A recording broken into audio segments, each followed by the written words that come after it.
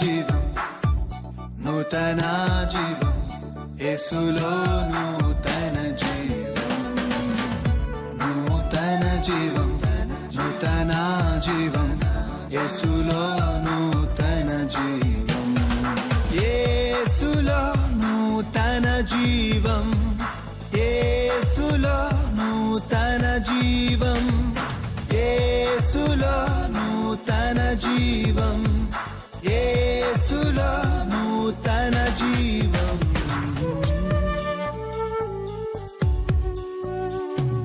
నూతన జీవం, నూతన జీవం, యేసులో నూతన జీవం, నూతన జీవం, నూతన జీవం, యేసులో నూతన జీవం, యేసులో నూతన జీవం. హల్లెలూయా, ప్రైజ్ ది లార్డ్. యేసులో నూతన జీవం అనే ఆధ్యాత్మిక టీవీ కార్యక్రమానికి మిమ్మల్ని ప్రేమతో ఆహ్వానిస్తున్నాము. ఈ టీవీ కార్యక్రమం ద్వారా మీరు ఎంతగానో ఆశీర్వాదం పొందుతున్నారని విశ్వసిస్తున్నాము. ప్రతి వారం ఇదే సమయానికి ఇదే ఛానల్లో వచ్చిన ఈ టీవీ కార్యక్రమాన్ని మీరు చూస్తారని మేము విశ్వసిస్తున్నాము. ఇప్పుడు పాస్టర్ మోజెస్ అభిషేక్ గారు దేవుని యొక్క వర్తమానాన్ని అందజేస్తారు. Glory to God.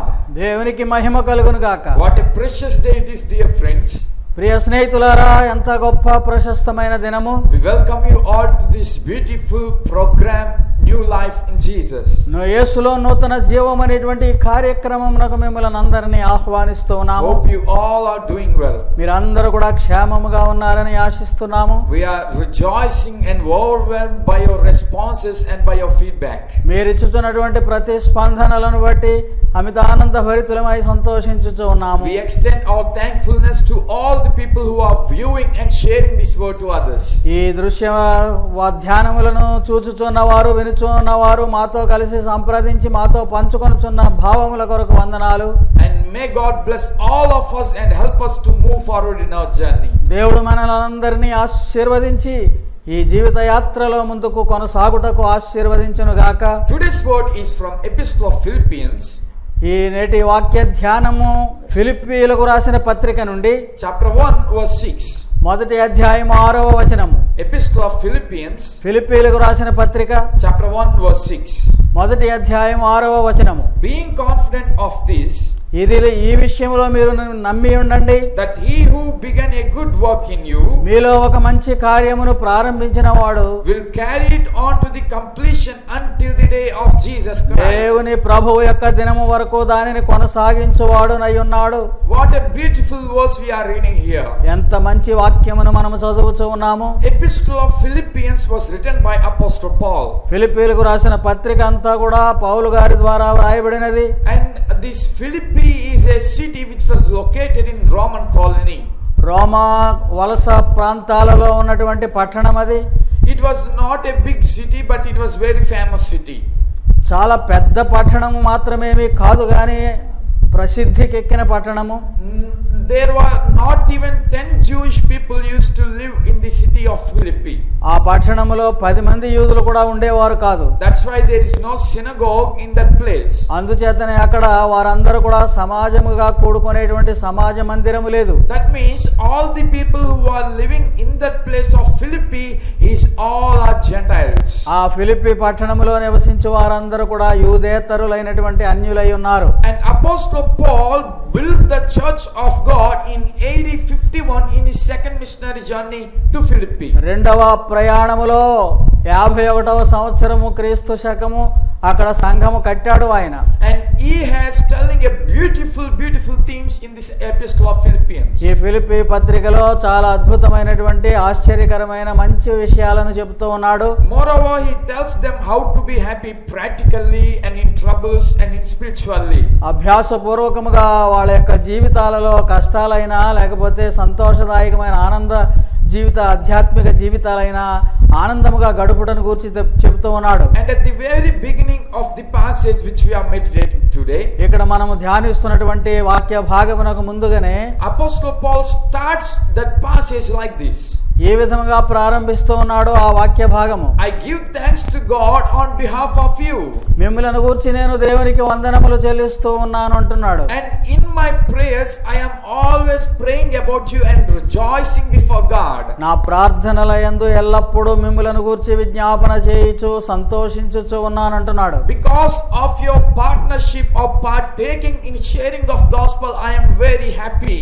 సువార్తలో మీరును పాలిభాగస్థులై ఉన్నందులకై సంతోషిస్తున్నాను అంటున్నాడు. Because of your growth in Christ, I am very delighted and thanking God. క్రీస్తునందు మీరు ఎదుగుచు ఉన్న కారణాన నేను ఆనందిస్తూ దేవునికి కృతజ్ఞతలు చెల్లిస్తూ ఉన్నాను. Before entering into the main message, let me tell you about you, dear people of God. దేవుని ప్రజలారా, ఒక సంగతిని తెలియజేస్తూ ఉన్నాను. మనం లోతుకు వెళ్ళక ముందు, The Christendom will rejoice when we grow deeper and deeper in God. దేవుని యందు మనం అధికముగా ఎదుగుచూ ఉండగా ఆత్మీయముగా క్రైస్తత్వము సంతోషిస్తుంది. A Christian faith will flourish when we all partake in the gospel work. దేవుని సువార్త పనిలో మనం అందరం కూడా పాలిభాగస్థులమైనప్పుడు ఆ ఆనందము మిగులుతుంది. And that will bring a great joyfulness and thankful offering to the name of God. తద్వారా దేవుని యొక్క నామమునకు అధిక ఆనందమును కలిగించేటువంటి పరిస్థితి ఏర్పడుతుంది. After saying that thing, అది చెప్పిన తర్వాత Apostle Paul is telling, పౌలు గారు ఏం చెప్తున్నాడంటే, I am confident in that which you are doing. మీరు చేస్తున్న పనిలో నాకు చాలా నమ్మకం కుదిరింది. That means you are growing in Christ, you are thankful to God, you are partaking in gospel, so I am confident in this. దాని అర్థం ఏమంటే మీరు ఎదుగుచూ ఉన్నారు, సువార్త పనిలో పాలిభాగస్థులై ఉన్నారు, ఈ విషయాలలో నేను చాలా నమ్మకముగా ఉన్నాను మీ ఎడల. So as you are growing in Christ and taking that gospel to others, క్రీస్తులో మీరు ఎదుగుచూ సువార్తను ఇతరులకు పంచుట ద్వారా God is going to do and continue his good works in your life. దేవుడు తన యొక్క కార్యములను మంచిగా మీలో ప్రారంభించిన వాడు అంతము వరకు ముగించుటకు చేయువాడై ఉన్నాడని ఉన్నది. Praise the Lord. దేవునికి స్తోత్రం. And today we are listening a beautiful sermon which is titled like this. ఈ రీతిగా ఉన్నటువంటి అంశం ప్రకారముగా ఉన్నటువంటి వాక్య ధ్యానాన్ని మనం వింటున్నాం ఈ దినాన్న. God is not finished yet.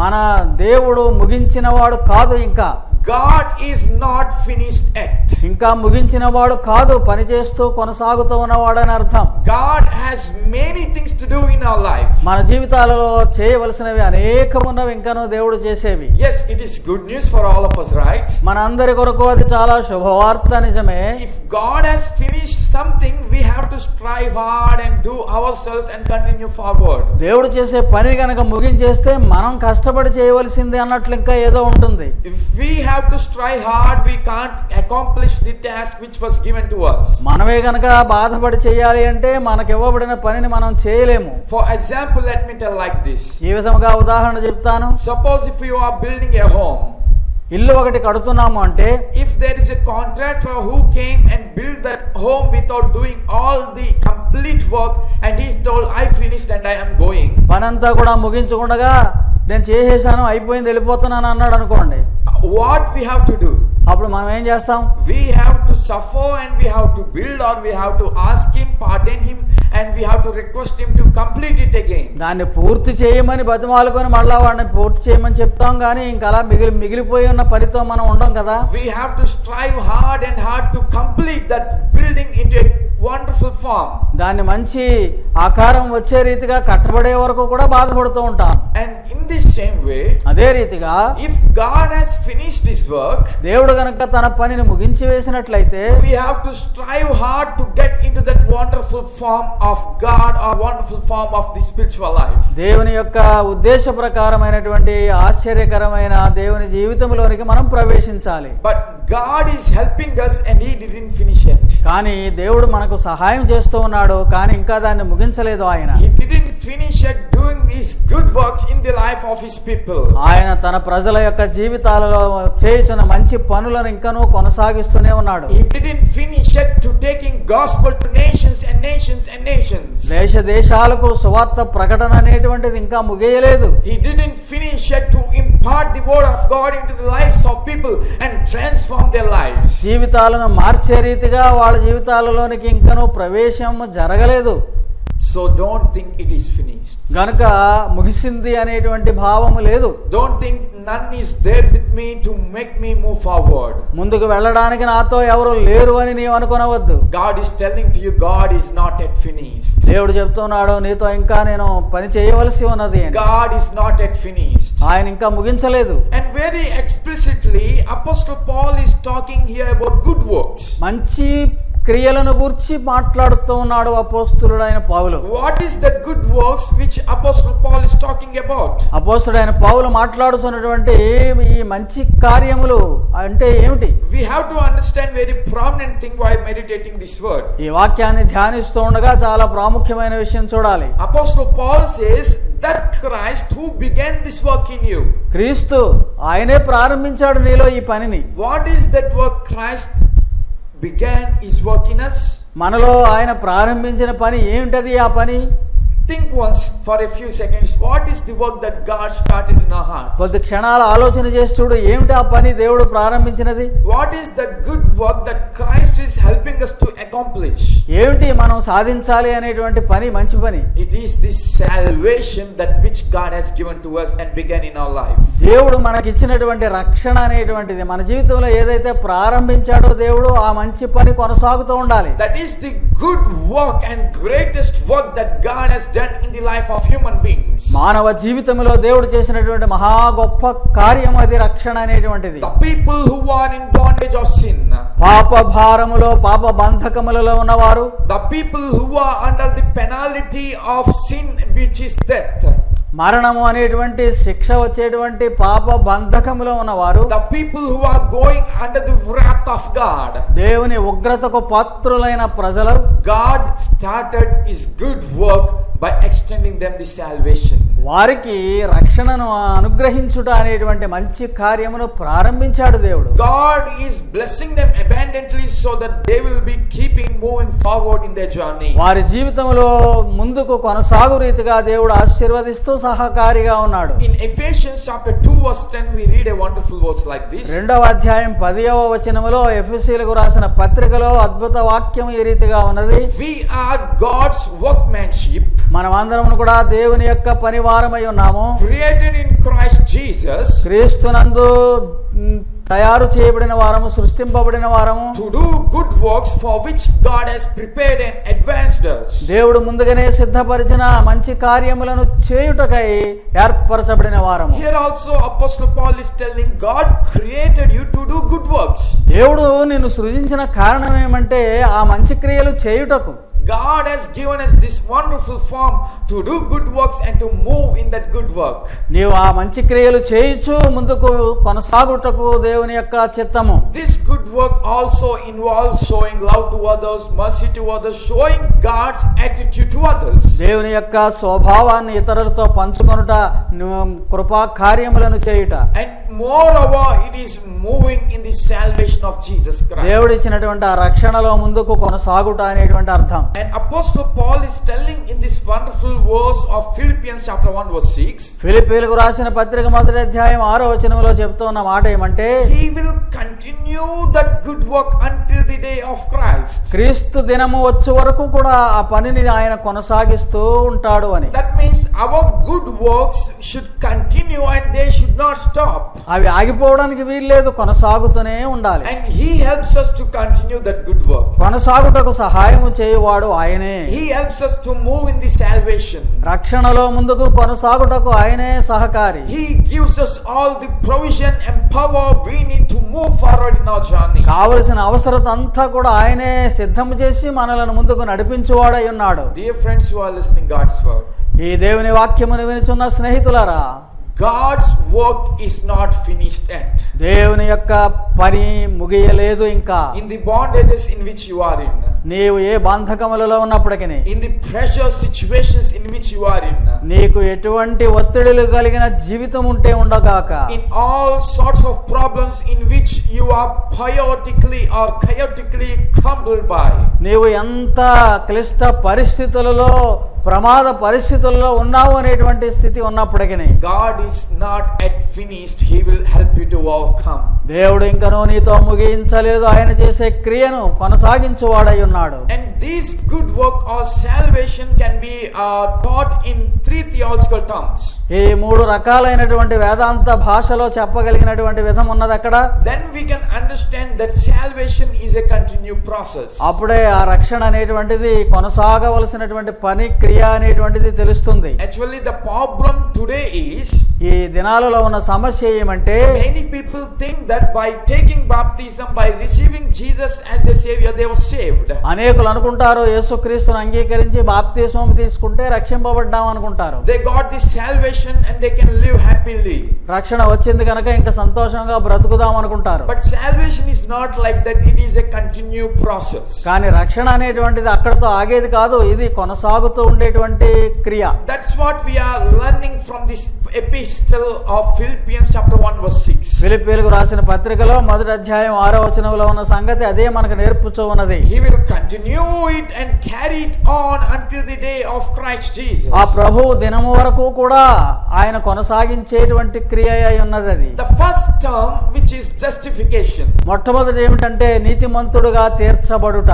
God has made us justified when we accepted him as our savior. ఆయనను మన రక్షకునిగా అంగీకరించినప్పుడు ప్రభువు మనలను నీతిమంతులనుగా తీర్చుచూ ఉన్నాడు. A wonderful epistle of Romans chapter 5 verse 1 reads like this. రోమా పత్రిక 5వ అధ్యాయం 1వ వచనంలో ఈ రీతిగా ఉన్నది. Therefore, since we have been justified through faith, ఎందుకనగా కాబట్టి మనము దేవుని యొక్క దేవుని యందు ఉన్న విశ్వాసమును బట్టి నీతిమంతులముగా తీర్చబడి ఉన్నాము. we have peace with God through our Lord Jesus Christ. ప్రభువైన యేసుక్రీస్తు ద్వారా దేవునితో మనకు సమాధానము కలిగి ఉన్నది. God made us justified or called as an upright generation by our faith in Jesus. మన విశ్వాసము క్రీస్తునందు ఉండుట ద్వారా మనము తిన్ననైనటువంటి ప్రజలమని మనలను జస్టిఫై నీతిమంతులనుగా తీర్చి ఉన్నాడు. The upright people, the unright people became upright by their faith in God. నీతి లేనటువంటి ప్రజలకు నీతినిచ్చి మంచి సన్మార్గములో పెట్టిన విధానము. Sinners became saints by living a relationship with Jesus. పాపులందరూ పరిశుద్ధులై దేవుని క్రీస్తునందు జీవించువారొకటకు మార్గము. Enemies became friends with Jesus through their faith in God. శత్రుత్వముతో ఉన్నవారు క్రీస్తు ప్రభువుతో స్నేహితులుగా ఉన్నారు. That is the process of justification which will happen when we receive Jesus as our savior. యేసుక్రీస్తు ప్రభువును మన సొంత రక్షకునిగా అంగీకరించినప్పుడు జరిగినటువంటి నీతిమంతులుగా తీర్చబడుట అనేది అది. So the good work has begun, which means it is justification. అక్కడ జరుగుతూ ఉన్నటువంటి ప్రారంభపు పని అది నీతిమంతులుగా తీర్చబడుట. So when God has started a good work in our life, it means we are called as a justified people. మనము నీతిమంతులముగా పిలువబడుతున్నాము ఆయన చేసినటువంటి ఆ పని ప్రారంభం వలన. God has not finished that there. అక్కడతో ఆగిపోలేదు దేవుడు చేసే పని. God is not finished that there. అక్కడ ఆగలేదు దేవుడు. If God has stopped there, ఒకవేళ దేవుడు కనుక అక్కడ ఆగి ఉంటే we were justified. మనం నీతిమంతులుగా తీర్చబడ్డాం. But after justification, our life will come again to unrighteous perspectives through our deeds. అక్కడే కనుక ఆగిపోయేటువంటి జీవితం అయితే మన క్రియలు చెడ్డవైనందున మరలా మనం వెనకకు వెళ్ళిపోయే పరిస్థితి. Our daily walk we may get astray from God. దేవునికి దూరం అయిపోతాము మన అనుదిన జీవిత కార్యక్రమాలలో. And there won't be any way to come back again to the will of God. దేవుని చిత్తమునకు రావడానికి మరలా తిరిగి ఏ మార్గము ఉండదు. That's why Apostle Paul says here, అందుకనే అపోస్తలుడైన పౌలు చెప్తున్నాడు ఇక్కడ, he will continue it. ఆయన కొనసాగించువాడై ఉన్నాడు అని. There comes the second word which is called as a theological term. అది రెండవ మాట వేదాంతపరముగా వచ్చేది అక్కడ వస్తుంది ఏమంటే sanctification. ఆయన మనలను పరిశుద్ధులనుగా చేయుచున్నాడు. In our day-to-day life, God is making us sanctified, holy people of God. అనుదిన జీవితంలో దేవునికి మనము పరిశుద్ధ జనముగా ఉండేటందుకు మనలను పరిశుద్ధతలోనికి నడిపిస్తున్నాడు. Yes, God has begun a great work in our life. మన జీవితంలో గొప్ప క్రియను ప్రారంభించిన దేవుడు God has called us justified or righteous people. మనము నీతి లేనటువంటి వారిని నీతిమంతులుగా పిలిచాడు. But he didn't stop there. అక్కడ ఆగిపోలేదు. He sanctifying us in our day-to-day life. అనుదిన జీవితంలో మనల్ని పవిత్రపరచుచూ ఉన్నాడు. He is making us to become more into the image and likeness of Jesus in our day-to-day life. క్రీస్తు యొక్క స్వరూప్యములోనికి మనం ఎదుగుటకై దినదినము మనకు సహాయకుడుగా ఉన్నాడు. Dear people of God who are listening God's word, ఈ దేవుని వాక్యము వినుచున్న ప్రియ స్నేహితులారా, getting into the image of God is an all-night process. దేవుని యొక్క స్వరూప్యములోనికి ఎదుగుట చాలా గొప్పదైన పని ప్రక్రియ. And it will not happen within one night or one day. ఒక్క రోజులో గాని ఒక రాత్రిలో గాని జరిగే పని కాదు అది. It takes time and takes time. పని జరుగుతూనే కాలంలో ఉండాలి. And it takes time. In that time you need to be sanctified. అది కాలం జరుగుతూ ఉండగా, దినములు జరుగుతూ ఉండగా నీవు పరిశుద్ధపరచబడుతూ ఉండాలి. In the transformation period you need to daily transformed by God Jesus. మార్చబడుచున్నటువంటి ఆ దినములలో నీవు దినదినము కూడా మార్చబడుచూ ఉండాలి. And for that even God is working in our life. ఆ పని కొరకు కూడా దేవుడే మనలో ఆ క్రియను కొనసాగించువాడై ఉన్నాడు. What a mighty God he is. ఎంత గొప్ప దేవుడు ఆ దేవుడు. He only justified us. ఆయనే మనలను నీతిమంతులుగా తీర్చుచున్నాడు. Even though we gone astray from him, he sent his son and justified us. మనం ఆయనకు దూరం అయిపోయినప్పటికీ యేసుక్రీస్తు ప్రభువు ఆయన కుమారుని పంపి మనలను నీతిమంతులుగా తీర్చాడు. And through is that we all were called as upright generation. ఆయన మరణం వల్ల మనం అందరం కూడా నీతిమంతులుగా పిలువబడుతూ ఉన్నాము. And daily through this Spirit is sanctifying us and giving us a wonderful life. ఆయన ఆత్మ ద్వారా అద్భుతమైనటువంటి జీవితాన్ని మనకి ఇవ్వడానికి మనల్ని పరిశుద్ధపరుస్తూ ఉన్నాడు. That's why we read in 1 Thessalonians chapter 5 verse 23 and 24 like this. దశలోనికైలకు రాసిన పత్రిక 5వ అధ్యాయం 22 వచనాలలో ఈ రీతిగా ఉన్నది. May God himself give peace. ఆ దేవుడే మనకు శాంతినిచ్చుగాక, sanctify you through and through. నిన్ను పూర్తిగా పవిత్రునిగా చేయునుగాక. May your whole spirit and soul and body kept blameless. నీ శరీరము, ఆత్మ, మనసు ఏమాత్రం కూడా నిందకు పాలు కాకుండా ఉండుగాక. Until the coming of Jesus Christ. యేసుక్రీస్తు వచ్చు పర్యంతము ఆ రీతిగా కాపాడబడునుగాక.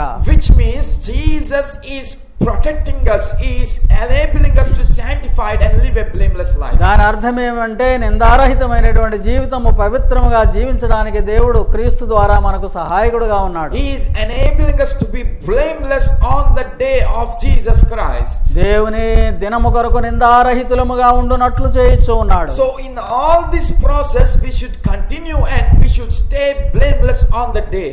ఈ జీవిత విధానం అంతటిలోను కూడా ఆ రోజు వరకు కూడా మనము నిందారహితులముగా ఉండాలి. From this day you have to start and on that day also you should be blameless. ఇక్కడ ఈ రోజు ఆ విధముగా ప్రారంభించినటువంటి వాడు ఆ దినమున కూడా నీవు నిందారహితులుగానే ఉండాలి. That's why the second dimension of that good work is sanctification. కనుక దేవుడు చేస్తున్నటువంటి మంచి పని యొక్క గొప్పతనం ఏమంటే పవిత్రపరచుట.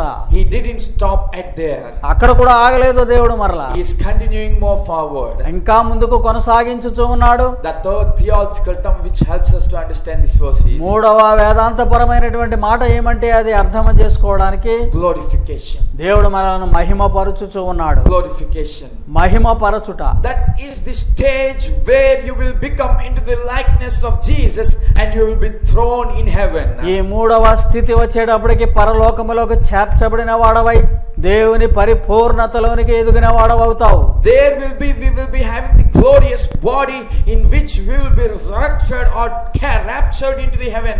పరలోకములోనికి ఎత్తబడినటువంటి మృత్యుంజయమైనటువంటి పునరుత్థాన శరీరమును కలిగి మహిమలోనికి వెళతాం. Glorification is a very beautiful process which God has given to his people who will go under this process. ఈ క్రియలో కొనసాగుతూ ఉండే వారందరికీ కూడా దేవుడు ఇచ్చేటువంటి గొప్పదైనటువంటి స్థితి ఆ మహిమ స్థితి. Remember one thing, dear people of God. ఒక సంగతి మీరు మరచిపోవద్దు ప్రియ దేవుని బిడ్డలారా. If there is no justification, అక్కడ గనక మనం నీతిమంతులుగా తీర్చబడుట అనేది లేకపోతే there is no sanctification. పవిత్రపరచబడుట ఉండదు. If there is no justification and sanctification, పవిత్రపరచబడుట లేకపోతే you can't have glorification. మహిమపరచబడుట ఉండదు. You can't say on the day of Jesus, God help me to take to your kingdom. ప్రభువు దినాన్న దేవా నన్ను నీ మహిమలోనికి అంటే కుదరదు. It won't happen in that time. ఆ సమయంలో జరిగేది కాదు అది. You should start from now. ఇప్పుడే ప్రారంభించాలి. You should start from now. ఇక్కడ నుండే ప్రారంభించాలి. You should be justified by accepting Jesus as your Savior. యేసుక్రీస్తుని నీ రక్షకునిగా అంగీకరించుట ద్వారా నీతిమంతుడుగా తీర్చబడాలి. And you should be blameless from now to till the day of Jesus. ఆ దినము వరకు కూడా నీవు నిందారహితుడుగా ఉండి పవిత్రపరచబడుతూ ఉండాలి. And for them Christ will help them to be glorified. అటువంటి వారికి మహిమ ప్రవేశమును మహిమా స్థానమును దేవుడిస్తాడు. That's what it means. Until the day of Jesus Christ, He will carry us the good works. ప్రభు దినము వరకు కూడా ఈ మంచి కార్యముల ఎడల మనలను నడిపించువాడు ఆయన అంటే అది అర్థం. So dear people of God, అందుచేతనే ప్రియమైన దేవుని ప్రజలారా, on this process and reaching into the destiny of glorification to Jesus, దేవుని మహిమలోనికి ప్రవేశించేటువంటి ఈ ప్రయాణ కాలం అంతటిలోనూ కూడా we will be getting many problems. అనేక సమస్యలను మనం ఎదుర్కోవచ్చు. We will be getting many persecutions. ఎన్నో హింసలు అనుభవించవలసి రావచ్చు. Many more pandemics may arise. ఇంకా భయంకరమైనటువంటి తెగుళ్లు రావచ్చు. Many false teachings may arise. తప్పు బోధలు అనేకములు ఉండవచ్చు. You may go under serious and severe situations of your life. నీ జీవితంలో ఎంతో తీవ్ర పరిస్థితులు ఎదుర్కొనవచ్చు. But remember one thing. కానీ ఒకటే గుర్తుపెట్టుకో, God is not finished yet. దేవుడు ముగించలేదు నీలో కార్యము. God is not finished yet. దేవుడు ముగించలేదు ఇంకా. He is with you until He make you as a glorified person, and after that also He is with you. మహిమ పరచబడేటువంటి స్థానము వరకును ఆ నిత్య మహిమలోనికి ఆయన నీతో ఉండే దేవుడు. After that also He will help us to stay in that heaven with His presence. పరలోకములో ఆయన సన్నిధిలో మనం నిత్యము ఉండడానికి సహాయకుడు ఆయనే. So let us take courage. అందుచేత ధైర్యముగా ఉందాం. God has not finished. దేవుడు మనతో ముగించలేదు ఇంకా. As we receive Jesus as our Savior, మనము ప్రభువును రక్షకునిగా అంగీకరించినప్పుడు let us keep this in mind. అది మనసులో పెట్టుకుందాం. God is with me. దేవుడు నాతో ఉన్నాడు అనే సంగతి. He will help me to move forward in this Christian journey. క్రైస్తవ జీవితంలో ముందుకు కొనసాగుటకు ఆయనే సహాయకుడు. The God who died for me upon the cross, సిలువలో మరణించిన ఆ ప్రభు, He will help me to sanctify day-to-day life. దినదిన జీవితంలో నన్ను పవిత్రపరచును. And He will help me to be glorified with Him in the day of resurrection. ఆ పునరుత్థాన దినాన్న మనలను పవిత్రులుగా ఆయన సన్నిధిలో ఉంచుతాడు. And on the day of Jesus, I will be seated with Jesus in heaven.